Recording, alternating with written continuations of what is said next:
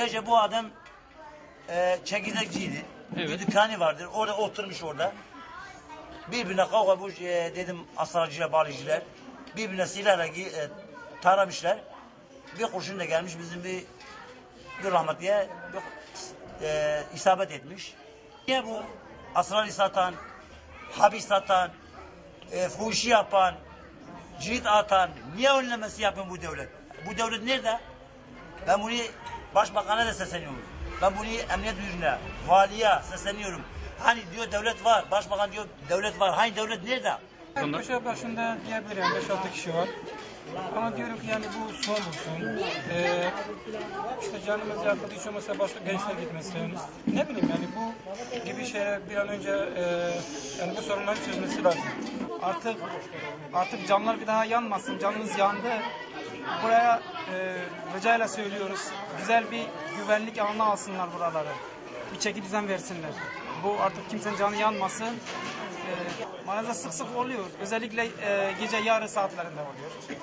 Fırsat buldukça artık girişti mi arada ezilen artık ezip geçiyor. Ölen ölüyor, kaçan kaçıyor. Artık buna diyorum ki bir son verelim. Son versinler.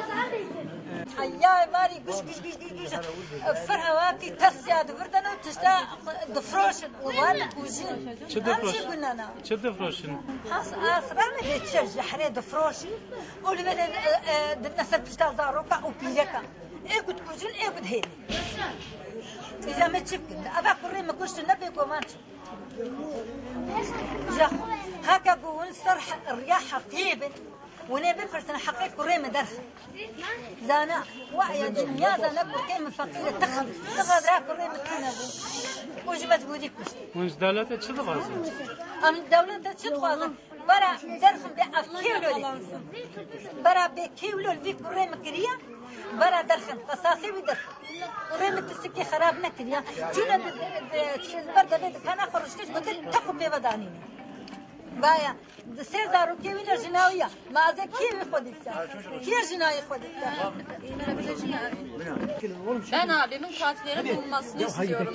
Tüm devlet, kaymakamlık, vali, emniyet müdürlüğü hangisi olursa lütfen sizden rica ediyorum. Abimin katilini bulun. Onun maganla kurşuna gitti. Kavga ettiler. Abimin sırtından vurdular. Lütfen yalvarıyorum size emniyet amirlerinden, adliyeden lütfen yalvarıyorum kaymakamlık olsun. Lütfen abimin katili bulunsun. Bunu istiyoruz. Artık bitsin bu esrar, bu hırsızlık, bu maganda kurşunlar. Kimsenin ocağı sönmesin.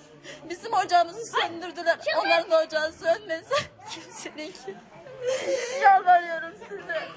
Lütfen, lütfen kesilsin bunlar artık. Bitsin bu işkenceler, bitsin bu ölümler. Kimsenin ocağı yanmasın, sönmesin. Yalvarıyorum size. Abi kadar, kardeş kadar, ana kadar, baba kadar acı yok. Kimsenin ocağını yakmayın, lütfen. Onun hakkını arıyorum. Kim bana huzur edeyim ben? Aman. Konuşamıyorsa niye geldin?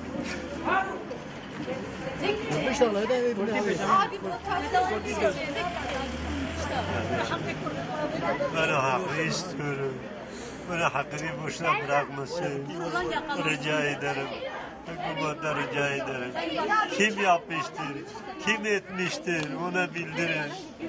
Ben onu istiyorum. Ben onun davası istiyorum.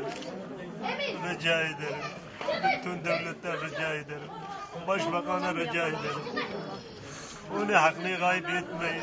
Böyledir, fakirdir, yetimdir. Kesinlikle yok ki.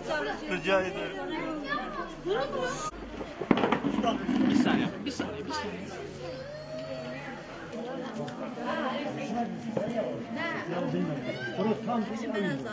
Bu şerefsiz katillerin bulunmasını istiyorum. Babamın kanı yerde kalmasın lütfen. Ne olur bulun. Bazıları suçsuz yere hapiste kalıyor ama benim babam suçsuzdu. Yani şimdi cenazeye gitti yani. Bu çocuklar hep yetim kaldı. Kim sahip çıkacak? He, kim sahip çıkacak? Hepsinin, hiç kimsenin haberi olmadan dükkanın orada durduruyor. Sırttan vurulur mu? Hiç mi insanda şerefsizlik yok? Vicdan yok? He? Katiller işte. Şehit oldu.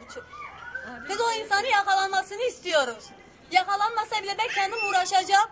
O uyuşturucunun neyin içindeyse yakalayacağım, öğreneceğim, bulacağım da.